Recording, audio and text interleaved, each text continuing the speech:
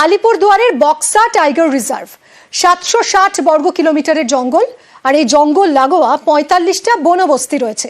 এই জঙ্গলের সঙ্গে বাসিন্দাদের অনেক দিনের পুরনো সম্পর্ক। 2016 থেকে কয়েক হাজার পরিবারকে পাট্টা দিচ্ছে রাজ্য সরকার, আর এই পাট্টার নথিতেই বিভ্রাট দেখা দিয়েছে। কি ধরনের বিভ্রাট আসুন দেখাবো আপনাদের।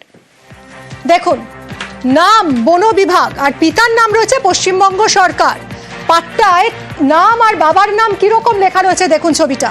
বন বিভাগ, পাট্টা প্রাপকের নাম বন বিভাগ, আর প্রাপকের বাবার নাম পিতা পশ্চিমবঙ্গ সরকার, ঠিকানা নিজ। এই হচ্ছে পাট্টায় লেখা রয়েছে, প্রাপকের বাবার নাম পশ্চিমবঙ্গ সরকার। অথচ 2021 সালের নথিতে পাট্টা প্রাপকের নাম এবং বাবার নাম স্পষ্ট করেই লেখা ছিল। দেখুন সেই ছবিটাও দেখুন, এখানে কিন্তু স্পষ্ট করে লেখা রয়েছে পাট্টা প্রাপকের নাম এবং বাবার নাম। কিন্তু নতুন পাট্টায় বেমালুম বদলে গেছে তা, নাম বন বিভাগ আর পিতার নাম পশ্চিমবঙ্গ সরকার।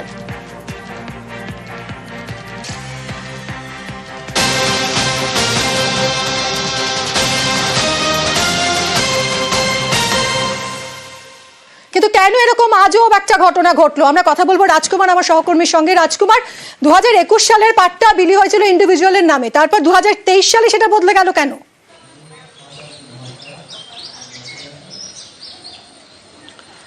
দেখো মিমি, এই প্রশ্নটি কিন্তু আমরাও খুঁজছি এবং এই প্রশ্নের সঠিক উত্তর পাওয়ার জন্যই কিন্তু এই খবর আমরা দেখাচ্ছি। তবে এই বিষয়টি নিয়ে এই যে আজব বিভ্রাট, এই বিভ্রাট নিয়ে জেলা প্রশাসন এবং যে বন দপ্তর আছে তাদের যেটা সাফাই, তারা বলছে যে এই যে জমি, যেই জমির মালিক কিন্তু বন বিভাগ এবং পশ্চিমবঙ্গ সরকার, এই যে বন বিভাগ যে মালিক এবং যার মালিক পশ্চিমবঙ্গ সরকার, এই জমি শুধুমাত্র বনবস্তিবাসীদের বসবাস এবং চাষাবাদের জন্য পাট্টা দেওয়া হচ্ছে। সেই কারণে এখানে যে দখলকারীর নাম বন বিভাগ এবং বাবার নাম পশ্চিমবঙ্গ সরকার রয়েছে। এবং শুধু তাই নয়, এটা বন দপ্তরের পক্ষ থেকে আরও দাবি করা হচ্ছে যে শুধু এটা মাত্র পশ্চিমবঙ্গের ক্ষেত্রে নয়, গোটা ইন্ডিয়াতেই এইভাবে পাট্টা দেওয়া হয়। এই জমির পাট্টা দেওয়ার ক্ষেত্রে যাকে পাট্টা দেওয়া হচ্ছে তার ইন্ডিভিজুয়াল, তার সেই ব্যক্তির নাম এবং তার যে বাবার নাম সেটাও অন্যত্র পাট্টাতে উল্লেখ রয়েছে, কিন্তু দখলকারী এবং তার বাবার নামের জায়গায় পশ্চিমবঙ্গ সরকারই থাকবে। তার কারণ হচ্ছে এই জমির মালিক বন বিভাগ এবং পশ্চিমবঙ্গ সরকার, সেই কারণে এটা করা হচ্ছে।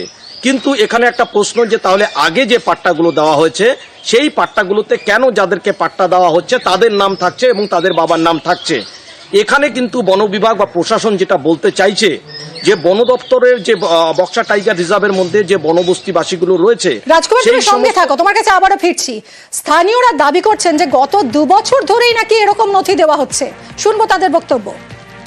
পাট্টাগুলো আছে সেগুলো ইন্ডিভিজুয়ালের নামে আসবে। 2017-18 থেকে নিয়ে মোটামুটি 21-22 পর্যন্ত যে পাট্টাগুলো বিতরণ করেছে সেটা তো ঠিক ছিল। 2022-এর পরে 22-23-24-এর যে পাট্টাগুলো বিলি করেছে তার মধ্যে জমির মালিকের নাম বন বিভাগ, বাপের নাম পশ্চিমবঙ্গ সরকার। আমরা অবাক হই।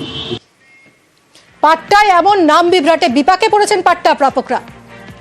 নিজের জমিতে নিজের নাম না থাকলে আর বাবার নাম যদি না থাকে তাহলে কোনো জায়গায় একটা অ্যাকসেপ্ট হবে না। এটা প্রশাসনের গাফিলতির জন্য হচ্ছে না কিসের জন্য হচ্ছে সেটা আমরা বুঝি না, কিন্তু এটা আমরা এটা মনে করছি যে এটা ওনাদের দেওয়ার ইচ্ছা নেই, তার জন্য এইভাবে করা হচ্ছে।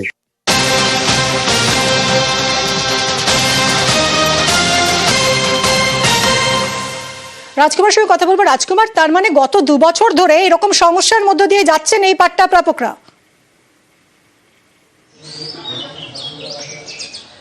একদমই। দেখো মিমি, এটা কিন্তু একটি সমস্যা, কারণ সেখানে দখলকারীর নাম বন বিভাগ, বাবার নাম পশ্চিমবঙ্গ সরকার।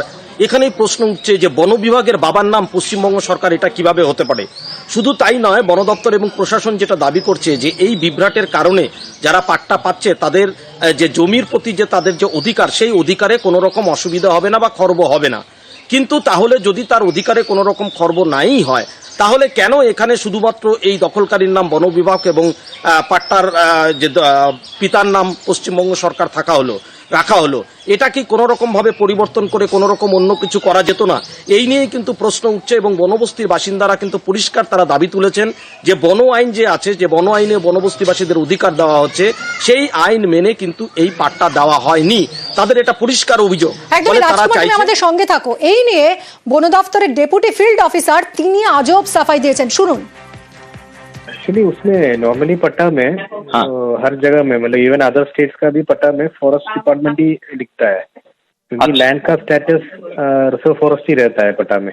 फॉरेस्ट राइट्स एक्ट में राइट टू यूज जो है वो पट्टा होल्डर को मिलता है होमस्टेड के लिए और कल्टीवेशन के लिए, लेकिन लैंड का स्टेटस, लीगल स्टेटस तो फॉरेस्ट ही रहेगा, रिजर्व फॉरेस्ट रहेगा। तो बंगाल का नहीं, हर स्टेट का, एवरी स्टेट पट्टा जो फॉरेस्ट पट्टा इशू होता है उसमें ऐसा ही लिखा आता है।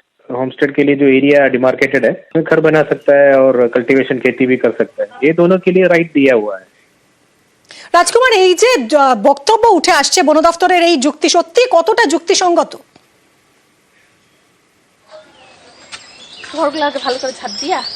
দেখো, বন দপ্তর এটা দাবি করছে, কতটা যুক্তিসঙ্গত এটা কিন্তু আমরাও পরিষ্কার এই মুহূর্তে বুঝতে পারছি না এবং এই খোলাসা করার জন্যই এই খবর দেখাচ্ছি। কিন্তু প্রশ্ন হচ্ছে যে যুক্তিসঙ্গত যাই হোক না কেন, বন দপ্তর যেটা বলতে চাইছে মূল কথা সেটা হচ্ছে এই জমির মালিক বন দপ্তর এবং পশ্চিমবঙ্গ সরকার। তাতে কিন্তু কোনো সমস্যা নেই, কারণ সমস্ত জমির মালিকই পশ্চিমবঙ্গ সরকার হয়।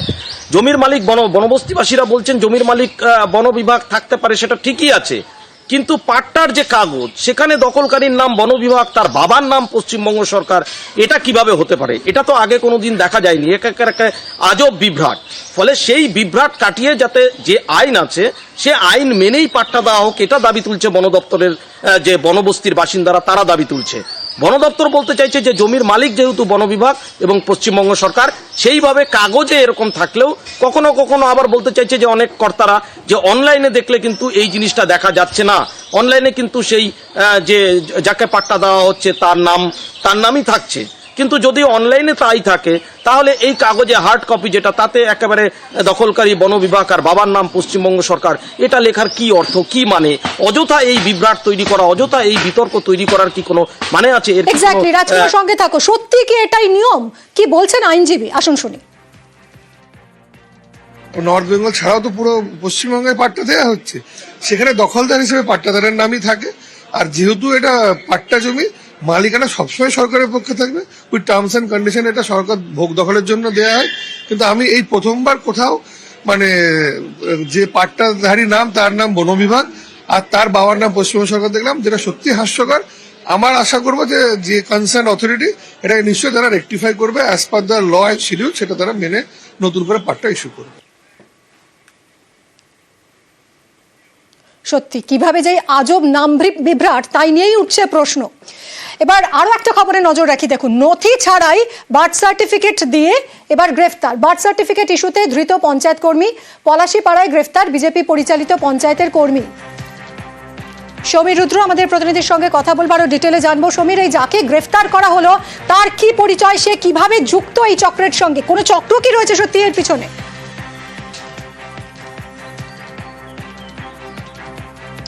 দেখো মিমি, যাকে গ্রেপ্তার করা হয়েছে তার নাম রাজীব বিশ্বাস, তার বাড়ি দেহট্টর বাগাখালা এরিয়ায় এবং পলাশীপাড়া থানার সাহেবনগর পঞ্চায়েতে তিনি জন্ম ও মৃত্যু বিভাগের কর্মী এবং এই পঞ্চায়েত কিন্তু বিজেপি পরিচালিত।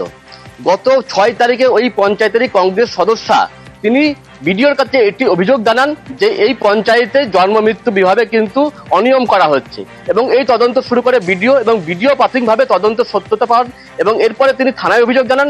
থানায় তদন্ত শুরু করে, তদন্ত শুরু হওয়ার পর থেকে কিন্তু এই অভিযুক্ত ব্যক্তি সে পলাতক ছিল। গতকাল রাতে পুলিশ গোপন সূত্রে খবর পায় এবং তেহট্ট বাসস্ট্যান্ড এলাকা থেকে পুলিশ তাকে গ্রেপ্তার করে এবং আজকে তাকে তেহট্ট মহকুমা আদালতে পাঠানো হয়েছে এবং 10 দিনের পুলিশ হেফাজতের আবেদন জানানো হয়েছে এবং তাকে হেফাজতে নিয়ে জিজ্ঞাসাবাদ করে জানার চেষ্টা করবে যে এই চক্রের সঙ্গে কে বা কারা জড়িত। তবে এর পাশাপাশি আর একটা ঘটনা জানিয়ে রাখি, কিছুদিন আগেই হরিণঘাটা থানা এলাকায় কিন্তু জাল শংসাপত্র দিয়ে একটি ভোটার কার্ড করতে গিয়ে এক ব্যক্তি ধরা পড়ে এবং তাকে জিজ্ঞাসাবাদ করে এই সাহেবনগর পঞ্চায়েতের নাম উঠে আসে। এই সাহেবনগর পঞ্চায়েত থেকে তার জন্ম সার্টিফিকেট ইস্যু করা হয়েছিল বলে প্রাথমিকভাবে পুলিশ জানতে পারে এবং 6 তারিখে কিন্তু পুলিশ সেখানে তদন্তে আসে এবং তদন্তে আসার পরে কিন্তু এই বিষয়টি প্রকাশ্যে আসে যে সাহেবনগর পঞ্চায়েতেও শংসাপত্র জালিয়াতি হচ্ছে এবং এর পরিপ্রেক্ষিতে কিন্তু ওই পঞ্চায়েতের কংগ্রেস সদস্য তিনি ভিডিওর কাছে অভিযোগ জানান এবং ভিডিওর অভিযোগের ভিত্তিতে পলাশীপাড়া থানার পুলিশ তদন্তে নেমে একে গ্রেপ্তার করে এবং এই ঘটনার সঙ্গে কে বা কারা জড়িত তা খতিয়ে দেখছে পলাশীপাড়া থানার পুলিশ। ধন্যবাদ সমীর। ভিডিও সাহেবের কমপ্লেনের বেসিসে পলাশীপাড়া থানায় 101 নম্বর কেস রুজু হয় এবং এই সংক্রান্ত বিষয়ে গ্রাম পঞ্চায়েতের যে কর্মী রাজীব বিশ্বাস তাকে তেহট্ট থেকে অ্যারেস্ট করেছি। এফআইআর এর মধ্যে আরও কিছু নাম আছে, সেটা আমরা এখনো সেখানের মধ্যে বলছি না, বা আরও কিছু লোকের ইনভলভমেন্টও সেখানে থাকতে পারে, কিন্তু প্রাথমিক অবস্থায় যতক্ষণ পর্যন্ত তদন্ত এগিয়েছে তো তখন পর্যন্ত আমরা সেখানে প্রত্যক্ষ যোগাযোগ পেয়েছি এবং তার বেসিসে তাকে অ্যারেস্ট করা হয়েছে।